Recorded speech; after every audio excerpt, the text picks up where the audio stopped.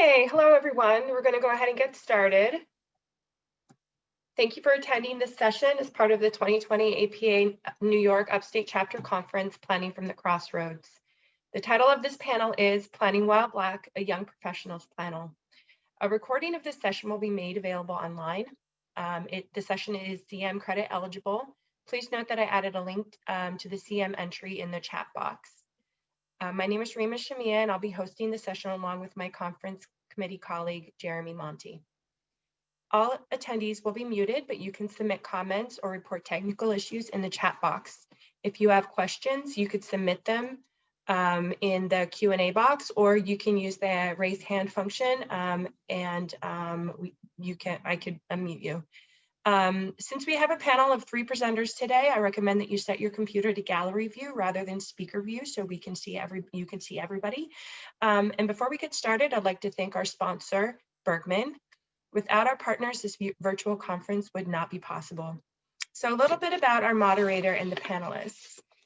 Dr. Johanna Rogers is a motivational speaker, commentator, artist, and educational activist currently residing in Central New York.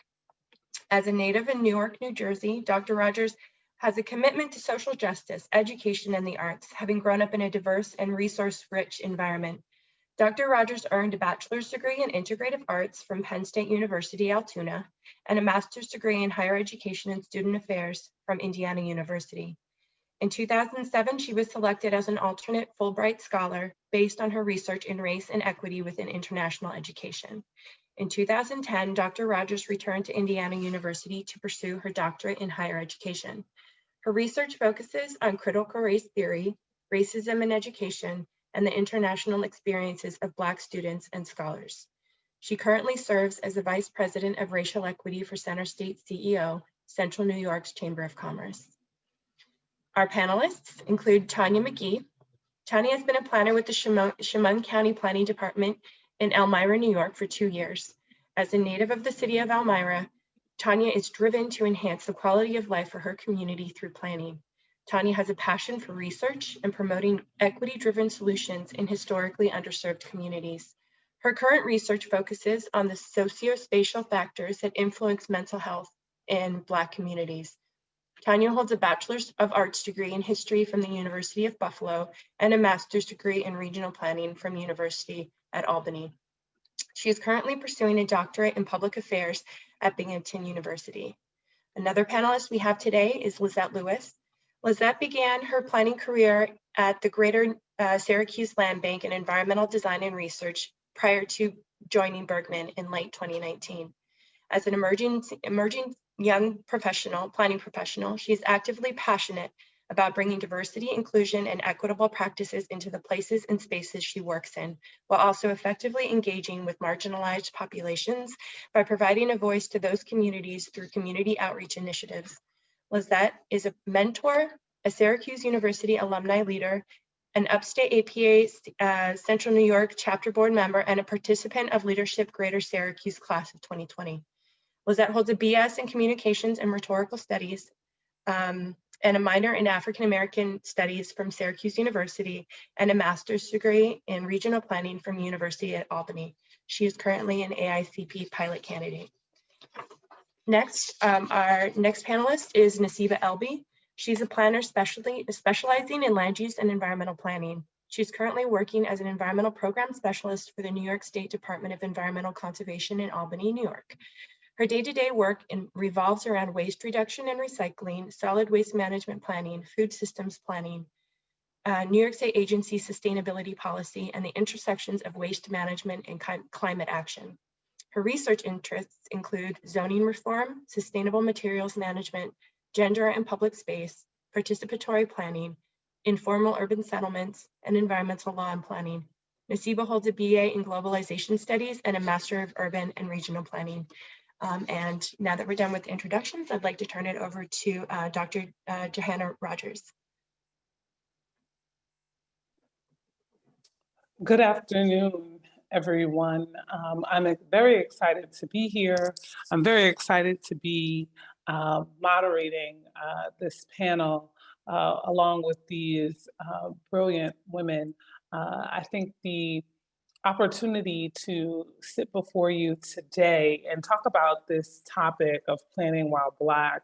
Um, uh, a panel that not only just highlights the diversity that exists within the upstate planning community, but the experiences of these women provide, or is going to provide, I think, a rich narrative about how their experiences getting to where they are, existing where they are, speaks back to the conversation that many of us are having across the country, across industries, and across our communities more specifically. And the more we are able to sit down with diverse young professionals, sit down with Black women to talk about what it is like to exist, excel, to be successful in their fields of work, all while dealing with issues of race and equities in relation to not just their racial identity, but also the intersections of their race and gendered identities will be an important time. It's an important time for us to do that, but it also will serve us all in being better colleagues, right? It will help us examine the topic of allyship and what that means. I often note the difference between being an ally and an accomplice in this work, because as we are seeing things unfold over the last 8 months, right? We've all had the opportunity to probably stop and examine our lives, think about the way we show up from the global health pandemic we're all dealing with, but also in the midst of that, dealing with the racial realities of people of color in this country. And so I'm happy today, while I'm not a planner, I do have many colleagues that are trained in that profession working here in Syracuse, between the chamber and the mirage of partners that we have. But today will also be a learning experience for me as I sit with you all to listen and learn from these women, but to talk about how their experiences in this specific field is shaping the future, how the challenges they are facing, they are doing so uh, despite what it may be causing them, with grace and intentional effort to drive change and really create opportunities for us all to live in thriving communities and inclusive communities. So I'm eager to get the conversation started today. Um, I am going to, Rima, our host, kind of gave you all a background, a bio for many of us, but I want to allow the women, as we get started, a few minutes to just introduce themselves and say a little bit about why, ladies, it was important for you all to come together for this session today and what you hope to get out of it. And I'm gonna go ahead and start with Lizette. Hi, everyone. Thank you, Dr. Rogers, for that great introduction. So my background in reasoning as to why I think that the panel is so important and relevant for planning is that we as planners know that diversity and inclusion are important factors when you're in communities and doing outreach and just in the planning process in general. But a large portion of that diversity and inclusion and initiative is missed due to the background of planning. And really, the upstate chapter, I believe, hasn't really highlighted diversity and inclusion as sessions to really discuss in planning. And so I believe that it's a very important and relevant topic to showcase, especially with the APA just coming out recently last year with the equity guide in planning. So this topic is long overdue to be discussed, and I'm happy to be before the other amazing panelists as well to kind of start the introduction and process that if you all attended last week's session with Daniel Lim in understanding systemic racism, starting that conversation, because it starts with a conversation like this. So I guess that's my my reasoning as to why I, wanted to attend the panel and participate. Thank you, Lizette. I think the point about starting the conversation, right? I think number one, it's having conversations like this in spaces that traditionally have not had intentional conversations around race is the definitely a starting point. It's an important one. And as we move through the panel discussion today, thinking about the intentionality behind having such a conversation, right? The importance of really, for our audience that's here, really leaning in. I challenge you to write down questions that you may have, or thoughts, or points that maybe Lizette or Tanya or Naseba, they bring up that maybe is new for you, you hadn't considered. There's something about today's conversation that is going to challenge your status quo. And I think for these types of conversations, specifically at this moment, if we really want to have a genuine and authentic conversation about the diverse experiences of people in our community, then we have to be open to hearing them, recognizing where the discomfort lie and hearing their stories. And then also, ourselves, we have to think about what this means for our understanding around race and difference, and how we are personally going to hold ourselves accountable for dealing with that discomfort. And so thank you for making that profound point, Lizette. Next, I'm going to go to Naseba. Thank you, Dr. Rogers, and thank you again for that wonderful introduction. I'd just like to second everything Lizette said, because when we were asked to do this session, I immediately thought of everything we've learned about in planning school about the history of planning and how public and private actors may have been planning for a certain type of American, and we see the impacts of that kind of planning, the segregation, all of that. We see it show up, and we're still dealing with it today. So I applaud, the planning community for recognizing those faults and for starting this conversation, like Liz said, by taking a look at, people of color that are in the planning field and listening to how they've been settling into this field, the obstacles they may face, and how we came into this to try to help communities, not just our own but everyone's communities, and trying to make a difference. So thank you for this opportunity. Thank you. Tanya, any thoughts from Thank you Dr. about?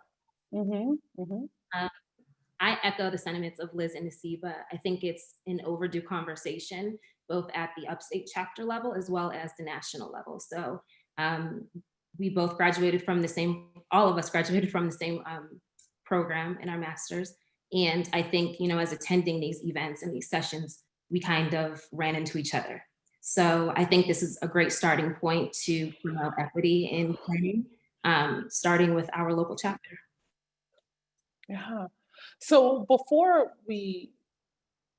now that we've got that established, I'm even learning more. I think in our session earlier this week in preparation for today, you all were explaining the different dynamics of this state's or this region's, or the two chapters across the state, right? There's the upstate and then the metro chapters. I think for the conversation today, I think you all are representing 3 different geographical regions. You all 3 have a robust and diverse background, where I imagine you could have gone anywhere to do this work. And so I want to ask you, I know many of you have, I guess, education, your college experiences were somehow connected to the upstate, but I just want to be totally transparent. Why did you all choose to stay in, I guess, the upstate region to do this work in this specific field? And so maybe unpack for us, why did you choose planning, and why did you choose to do planning in these communities? Because I imagine in just hearing Elmora and Albany, that I'm here in Syracuse, there's definitely more diverse places to to have existed. And so why here? So I can begin. My family is here. So I was born and raised in Elmira, New York. I went away to Buffalo for school, then continued to Albany. And I actually met my current boss at an upstate conference. So I fulfilled like my internship credits here, and I really enjoy working under her because we know that planning is a male-dominated field. So getting her perspective and just kind of using her as a mentor for me has definitely helped shape my experience. But overall, I would say that my family is here, and I definitely want to make sure that they have better opportunities in where they are. Gotcha. So it's been in some of these spaces where you've connected with some people. Awesome. Naseba, go ahead. Yeah, I would say the same thing. You know, being born and raised here, you really start thinking about where you can make the biggest difference. And for me, that's just starting at home. You know, when you're familiar with a place, you can see the differences between certain different neighborhoods. You can see differences in access to things, and you really just have this itch to work here and see what you can do here. You know, you've already got the connections. Your education is sort of based on this area. It's a good starting point.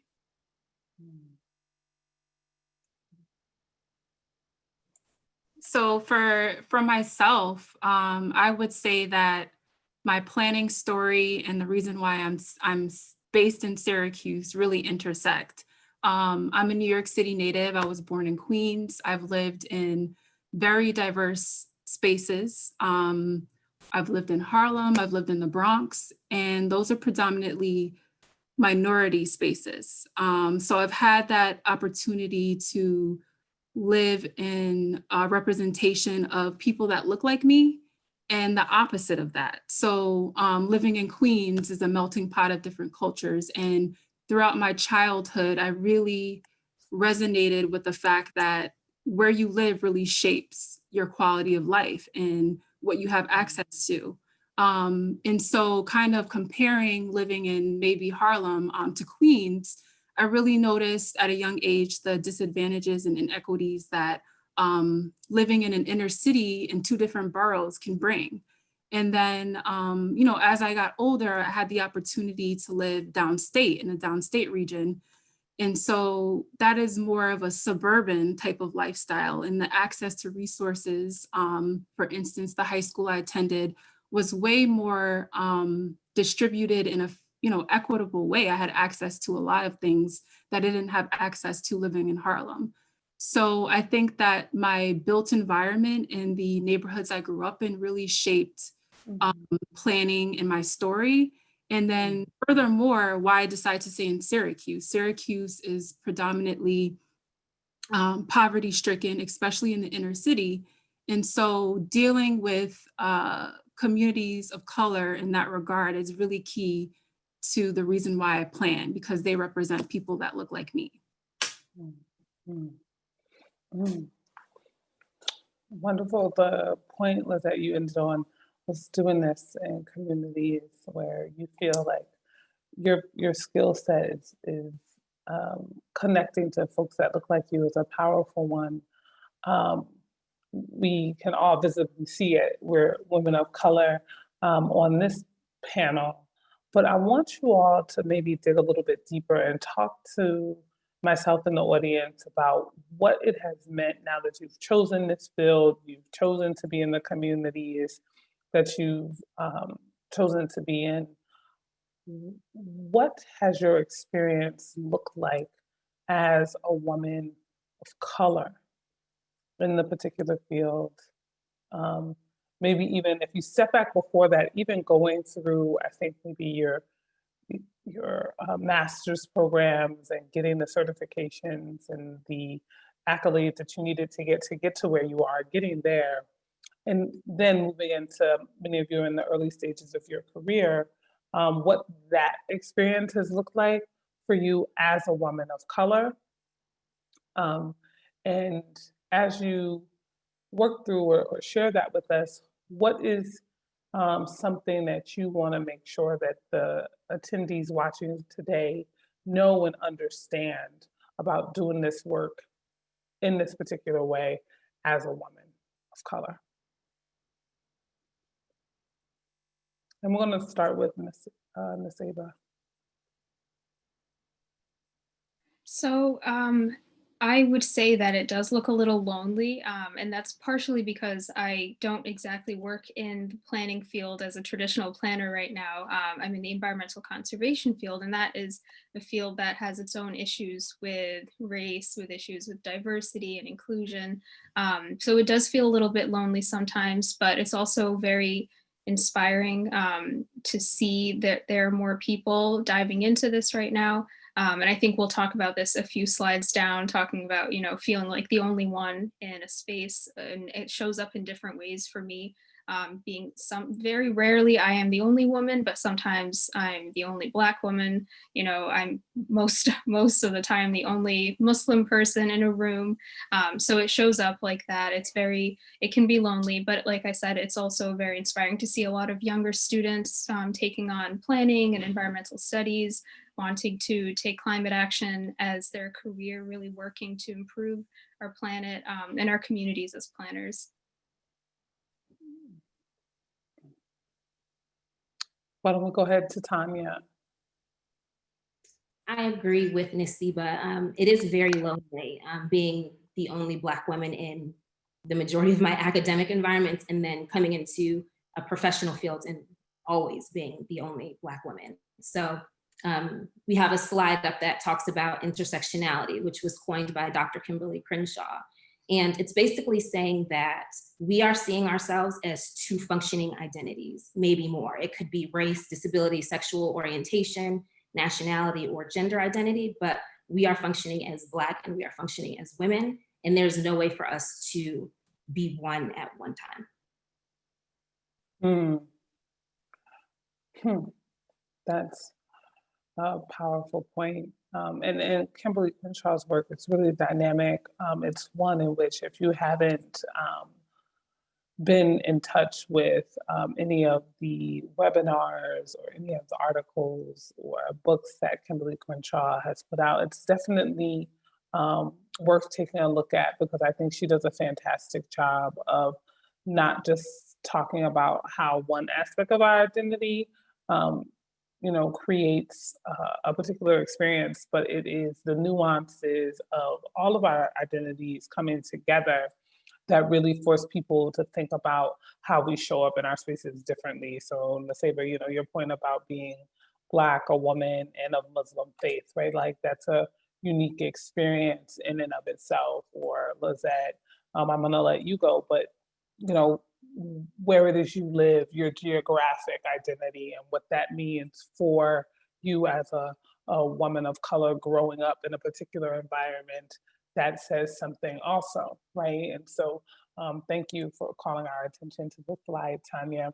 Lizette, why don't you go ahead and tell us what it's like for you as a Black woman in this space. Thank you, Dr. J. So I do echo the same sentiment of both Tanya and Naseba. I mean, the intersectionality of gender and race, especially in planning, is definitely prevalent and relevant. Tanya noted a few minutes ago that the planning field is predominantly male, and I would add in race to that. It's predominantly a white profession. And so what that looks like for me in my experience is similar to Tanya and Naseba's. It can be lonely, and it can be definitely heightened in various ways through the intersectionality layers of that. So when I think of what we can do as planners to improve the work in incorporating an intersectional lens, I think of Kimberly Crenshaw's quote or statement that if you see inequality as a them problem or unfortunate other problem, then that's a problem. So the fact that sometimes as planners, we don't self-reflect and look at how our intersectionality can come off or be perceived by others in certain spaces. And I would point out white people or white planners coming into communities that are predominantly minority communities and kind of reflecting on how they're showing up in that space. So I think that, just to kind of piggyback and go back onto what that experience is for me is that when I was in graduate school and I first met Tanya, I was I was super excited to see somebody that looked like me. And although she looks like me, the other layer is that not all Black women or people of color in general share the same experience. So that layer of assumption and generalization that sometimes can be brought on behalf of a whole race is also something that I feel like I experienced throughout not only my life, but throughout my workplace and in the spaces and places that I work as well.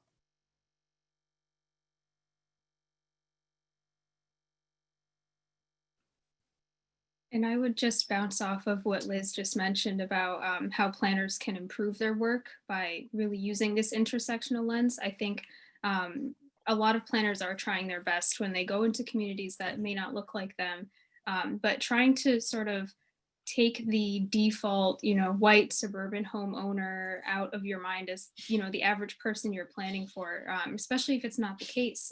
Some cases it may be, but just opening your eyes up to the possibilities, thinking about, will this space be welcoming to all people that depend, regardless of which intersection they may be living on at the moment? Are they disabled? Do they identify as LGBTQ? Do they speak a different language? All of those things, really thinking about who you're planning for. If you sort of take out that default as as that kind of person, really thinking about other people that might be accessing this space or this meeting or resource, whatever it is that you may be creating. Thinking about that, I think, is very important. And of course, we can't always put ourselves in other people's shoes. This is where, early and meaningful participation comes into play. People in the communities know what's best for them. And our job, for the most part, is really just getting their voices heard. And that, I think that's an important way that we can really improve our work using that intersectional lens. How do you all feel in regards to when we're having this conversation? Some folks might say, well, there's the Black experience in the workplace, right?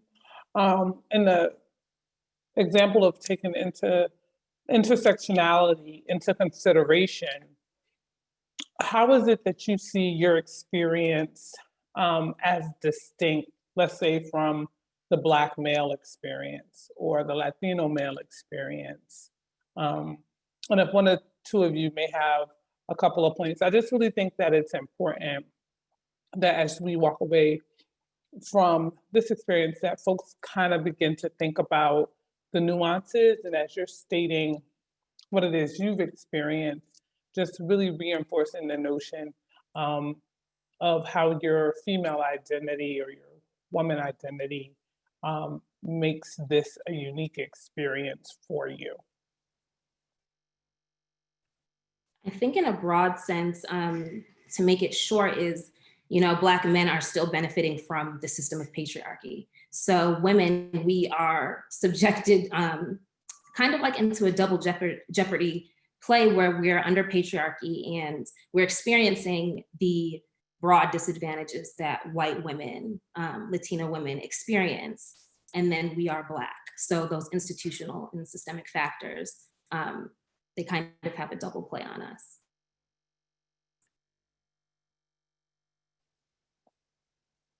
Lizette and Naseba, do any of you want to add on to that? I absolutely resonate with that, Tanya.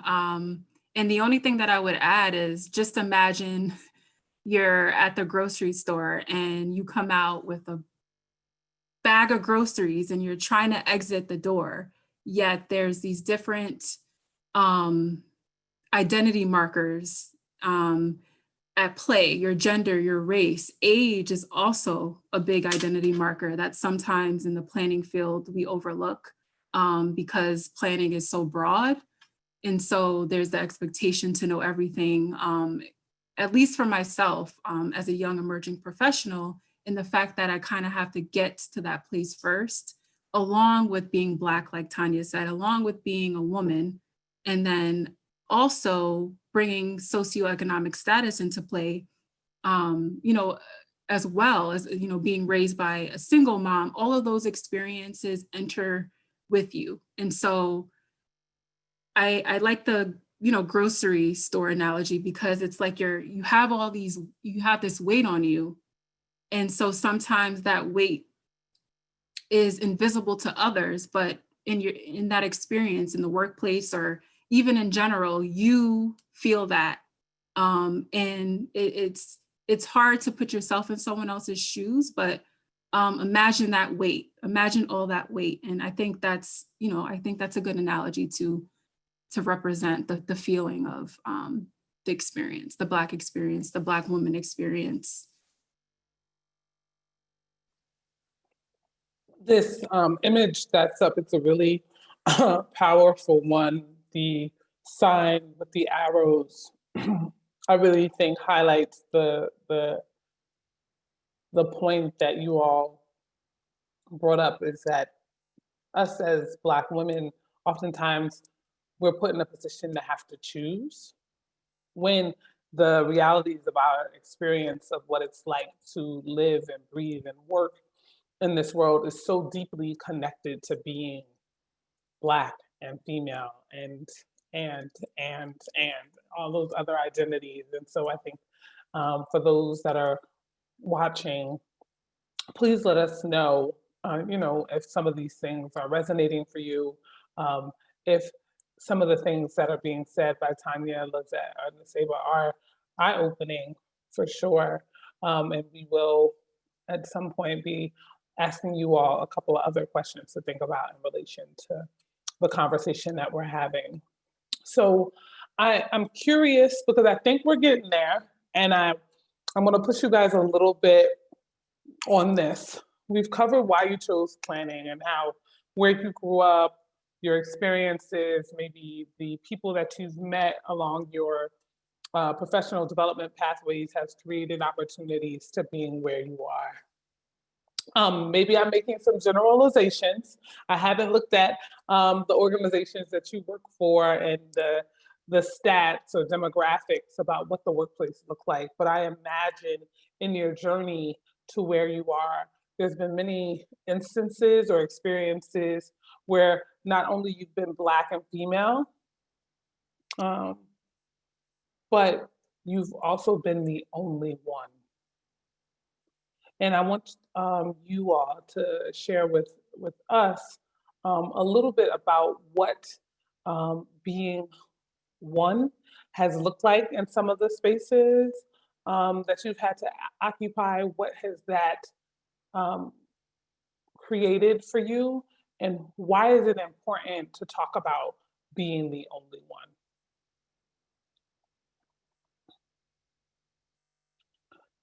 And I'm going to start with, go ahead, Lizette, you're off mute. Thank you. So being the only and the first, I think definitely coincide with each other. As a Black woman, as a young Black woman, being the only is being the representative of your entire race, because you're the only person that represents that race in the workplace. So it can definitely have an impact on the way that you view yourself, in the way that you have to kind of be this perfect individual, because, you know, on behalf of your entire race, you kind of have that kind of notion that you have to be kind of, like I mentioned, perfect. So the only experience is definitely heightened, I think, as a Black woman. I know that, you know, women in general have that feeling, but as we've mentioned, through kind of the intersections of identity markers and the barriers that being Black and being a woman kind of like intersect with each other, that only experience is just like heightened and we will talk about imposter syndrome in a few minutes, but that heightens imposter syndrome, and that's my experience. So I think it's definitely something that can be defeating at times, because you're carrying that weight of your entire demographic. And like I mentioned before, everybody's experience is different, and every woman of color experience is not the same. So I think that's what resonates with me, with being the only. So I'm going to take it a step further, Naseba. So tell me, would being the only person be something one should celebrate? Is it something that in the workplace that a planning organization should be proud of? Like, the reality is we did hire someone of color, right? Yeah. And so like we're trying to the folks like, well, we got one. What would your response be based on the statements that Lizette just offered? What about for those listening, but I hired a person, right? Like, isn't that supposed to be what comes out of these conversations and those goals? What do you say to them? I would say, to ask yourself, is your job done? Is it that hiring one person and having that one person, we're going to move into tokenism, but, being able to say, hey, we have the token Black person, Asian person. In some cases, we have a woman here on this team. Is that something to be proud of? I don't think it is. And it leads to a lot of the issues that people of color have in the workplace, and not just in planning, having that pressure of being the only one representing your entire identity that you have. It's frustrating sometimes. Sometimes, like, for the most part, actually, when I am the only person in a room and we're starting a meeting, people will be curious about me and my background. Where am I from? And I don't mind having those social conversations, of course, outside of the meeting or whatever it is that we're having, but it detracts from my existence as a professional that was invited to share my thoughts or collaborate on something. It's the first thing people see, and instead of wondering what my thoughts are on a particular subject, the small talk just takes over, and it takes away from who I am as a person, because those are so visible. Your skin color, your gender, if you are part of a faith community that is visibly of that faith, it takes away from your experience as a professional in the field. So to go back to your question, I would say no, it is not enough, and it's not something to be proud of at all. And it really it leads to a very difficult experience for that only employee that you've hired. So I'm gonna take it, thank you, Naseba, for that. And just to sum it up before I bring it to Tanya, so I hear you saying hiring the one person to fit different marks is not just it, but it's also requires us to think deeper about how we foster a work environment that makes that person feel included. What is that? Yeah, absolutely. I think we'll talk about this in a little bit, but I don't mind jumping ahead right now. Something that you can do if you are, honestly interested in hiring more people of color, more, just increasing the diversity in your workspace, hiring those people in cohorts. Don't just hire one Black woman, hire a couple. It sort of adds to the partnership that woman might feel. You just feel a little bit more comfortable knowing that there's someone else who understands where you're coming from, how you may feel in this workspace. I think that's something that employers can do. Absolutely. Because otherwise, then we talk about tokenism, right? And I think, Tanya, if you are comfortable, we talked about the only one, how that can create an environment. If you have something to add to that, that would be great. But also layering in this idea of tokenism and what that means for a person that might be the only one in their space. Definitely. So my only experience, I'm one of 3 girls. And one thing that my mother always told us was to get used to being the only one. And it's been an unfortunate truth. So, you know, like I think Lizette mentioned, being the first and the only. So in 2018, I started working at my current job, and I'm the first Black planner ever in my county. And I think that when it comes to being the only one, you go to different environments and you try to find. I'm sorry, Tanya. Can you just say that one more time? I'm sorry. You were hired at your company, and you aren't just the only one, but you're also The very first Black planner, the very first Black women planner ever in my county. wow. I'm sorry. That just okay. Go on. You can continue. No, it's surprising. So I think, like I was saying, when we go into different places, so when we go into APA conferences, what I do is I scan the room and I try to see, like, is there anyone that looks like me, to kind of feel that safe place. And I don't get that unless it's, you know, Liz or Nasiba, honestly. So going back to the theme of tokenism, it can be very dangerous in planning if someone is looking for your experience to shape the entire minority community of that they're planning. So my experience, I've been privileged to go to school and obtain a few degrees, but that's not the case for most of the people that we are serving. So I think that's something that we definitely need to keep in mind as planners. Because what I hear you saying, Tanya, is that you and your experience is one in which you've been afforded many opportunities to go on to school, to excel, to get different degrees and work in this profession. Even for myself, I can definitely relate. And as the only one at the executive table in my organization, the first Black woman in a management position within my organization as well, I have to recognize that my experience and where I am and how my path to getting here is very distinct from the broader community. And so when I'm going out to engage and I'm thinking about the communal experiences, it's important to have a diverse range of voices. And I think Liz, Lizette, and Naseba, your points echo the sentiment as well. One person still limits the way in which we can begin to think more broadly and inclusively about a community. We can't represent the entire experience.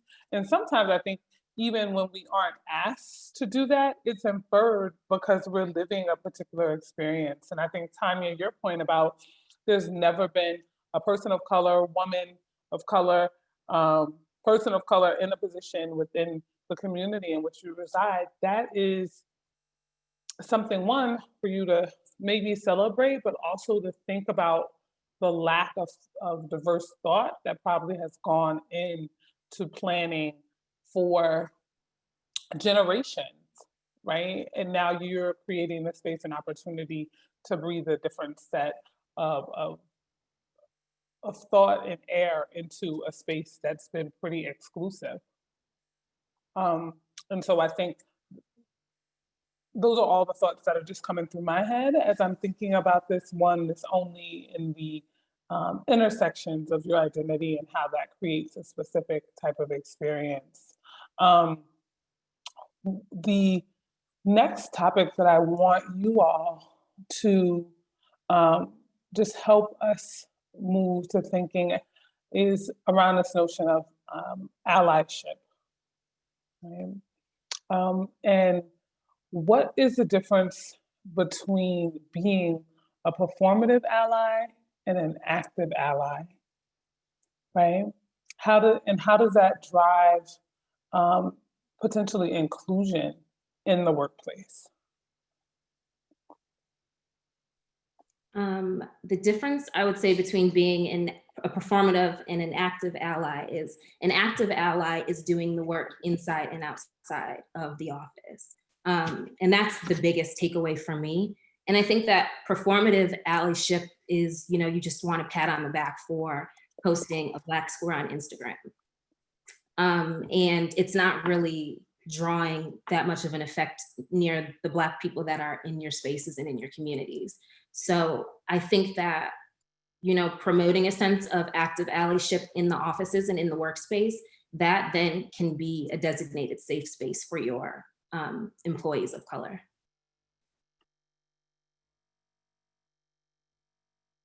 I would just add, in terms of allyship, for me, performative ally is you're performing, you're trying to help when you don't really understand how to be an ally or what being an ally consists of.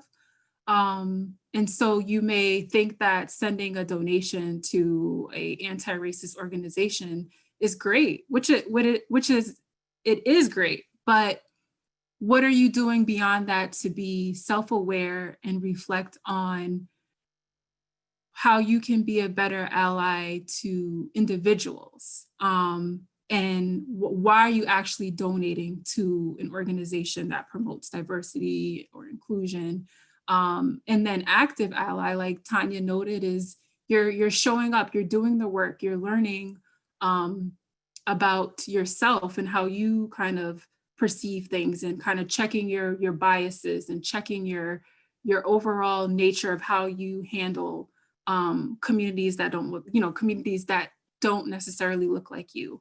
And by looks, it could also mean, like I mentioned earlier, socioeconomic status, age. And then when race and gender come into account, those things are, of course, intersect, they also intersect.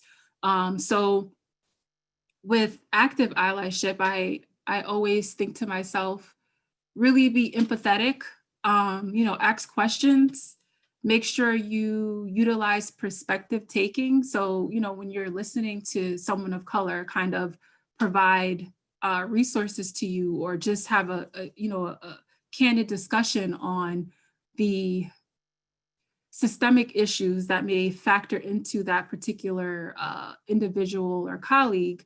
You're really kind of raising awareness for yourself, and then using that awareness to create sustainable action principles for yourself to kind of say that, you are being an ally, and kind of feeling that. So I think for me, that's the difference.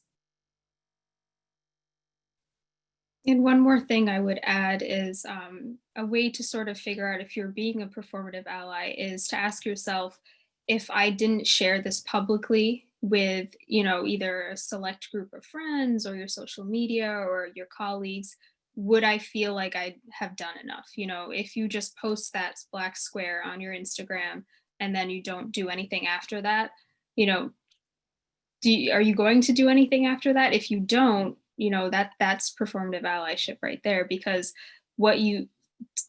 the act of being an ally, that if it ends up stopping at basically something that you've let people know, you've sort of gained some kind of social capital for, calling out the fact that you are not part of this group that's harming this other marginalized group, that's kind of, I think, a good sort of test for whether or not you're being an actual ally or if you're just performing, like Liz said.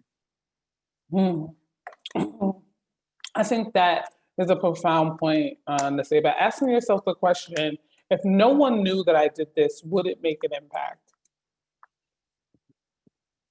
Exactly.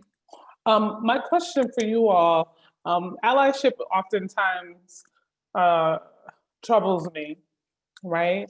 Because what makes someone an ally? Is that a term that's really important to you all? Do you think that it's necessary to be discussed? And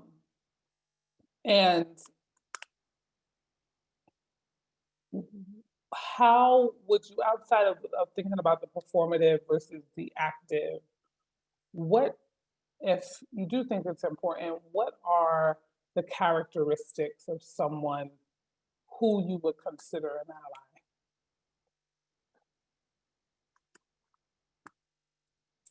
So I would say that allyship is very important, especially in the society that we live in today.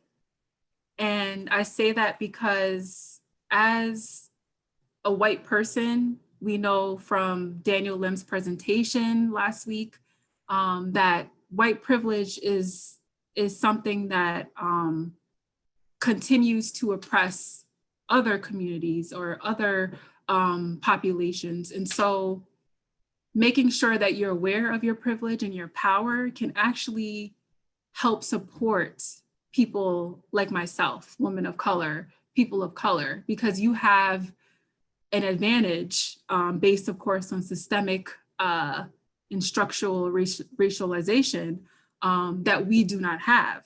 So using your voice and amplifying your voice to kind of create a safe space and atmosphere for voices like myself to come into play is key. And I think of a former colleague that I worked with, who I consider an ally and a great friend, who actually started an anti-racism book club.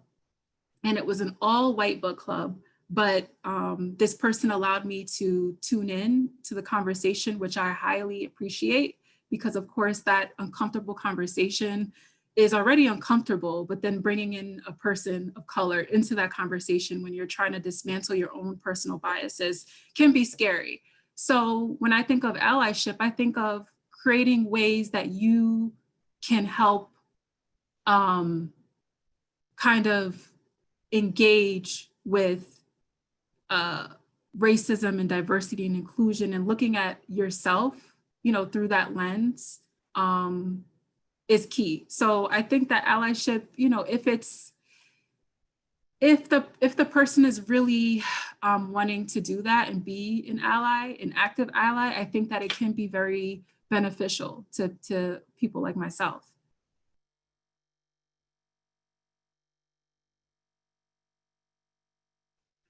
I agree. I'm sorry. No. I'm going to ask us to go back to the slide on microaggressions, because I think one of the things that speaks really loudly to me as you all talk about what allyship looks like and what how white privilege is associated with the need to have individuals move past the point of knowing to points of action, intentional action, right? Non-public action, Ms. Ava, I think that you pointed that out, right? I think it's important because one of the things that I personally struggle with, and I want to hear your opinions on, is that it's one thing to recognize and acknowledge that injustices are happening, that we need more diverse workspaces, that you all having the courage to create this space and stand up and tell your stories is needed. But when we get to the day-to-day engagements of performing your work and doing the task and showing up in meetings and being a voice and an advocate, how is it that microaggressions manifest themselves? And what is it that you want the audience today to understand about the impact of microaggressions or continued exposure to microaggressions in the workplace?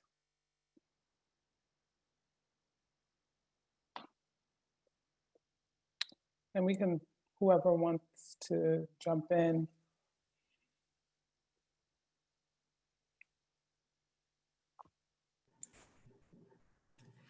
When I think of microaggressions,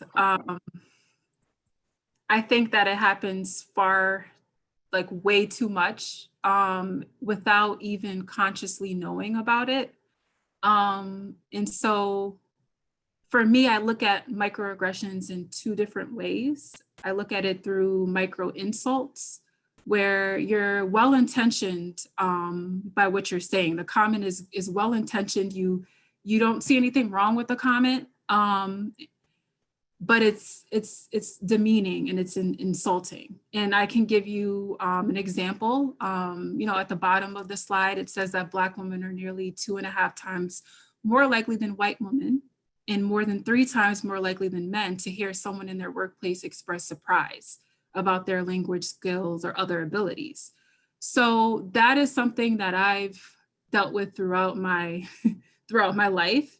And sometimes you question yourself, like, well, I am a professional, so I would say that I am articulate. So why is this person commenting on how articulate I am? Sometimes you question if you even think that's a microaggression, because you could be great at, public speaking, you could be great at different ways of engaging, but when it's something that you kind of use and incorporate the intersecting layers of gender and race, it's definitely something that is insulting. And then for micro validations, I use the example of, when people say that they're not colorblind, they don't see race.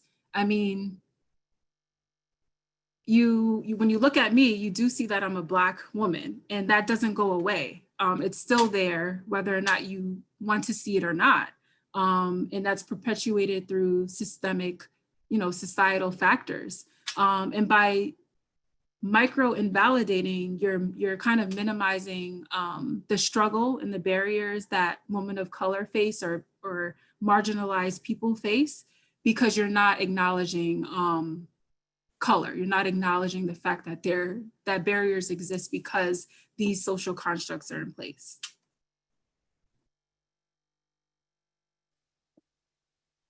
I love that you mentioned that, Liz, because I hadn't thought about it that way before. Microaggressions had always just been, the same thing, but you're right, there are those distinctions.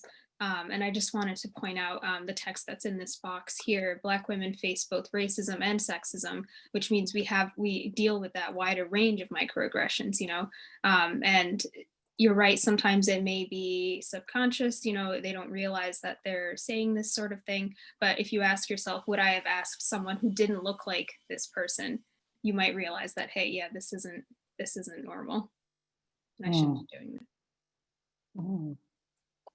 that. As we're approaching the 1 o'clock hour, there's so much, so many more questions that we could ask. I'm going to take a couple of more minutes because I really want you all to have some final thoughts to share.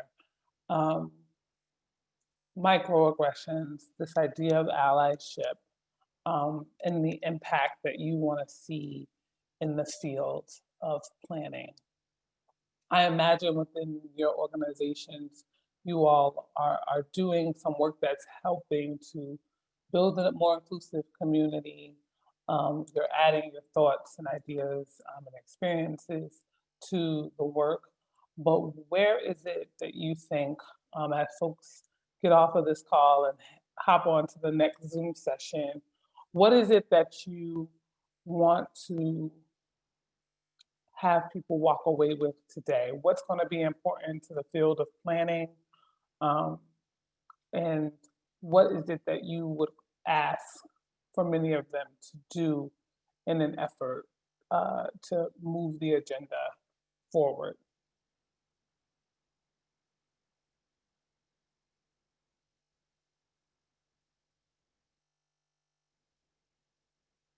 So these are actually a few of our takeaways for the group to consider. And the first goes back to the idea of intersectionality. Acknowledge that our experiences are lived and that they are real, and don't assume that we share the same experiences as each other. And the second is sincerity in being an ally means following up with your words with actions. So it's hard to expect empathy necessarily, because I don't think that white people will ever truly understand what we go through as Black women, but to more so look at it as from a compassionate angle, to make inclusion a priority, and to understand that your colleagues are carrying the weight of their intersectionality even in the workplace.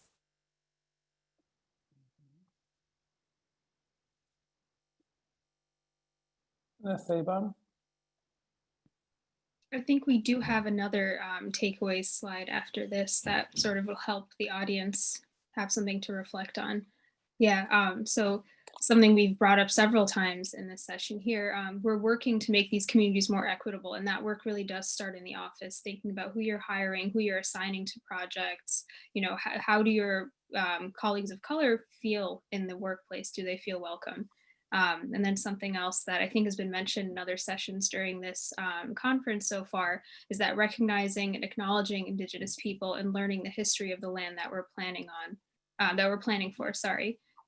And then just making an honest effort, even when you're afraid of making a mistake. And that goes from even things like making an effort to say people, you know, pronounce people's names correctly. That goes a long way, all the way up to really, you know, doing something like if you're going to hire one Black woman, hire 2 or 3, hire a Black man, hire some, you know, people from all of these different identities so that people can really feel more welcome and not feel like they're the only.